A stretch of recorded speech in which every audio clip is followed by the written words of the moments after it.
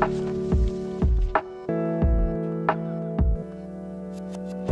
was scrambling to put together the pieces of Seamless, the most recent book that we're talking about here. Over the last few years, I've averaged 240 international travel days a year, really spending time in the urban centers around the world.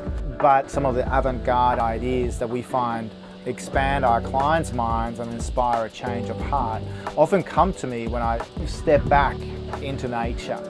I think it's that mix of the urban and the rural, of technology and tradition. When they sort of intermingle and we get a bit of space is when some of the key strokes of insights happen.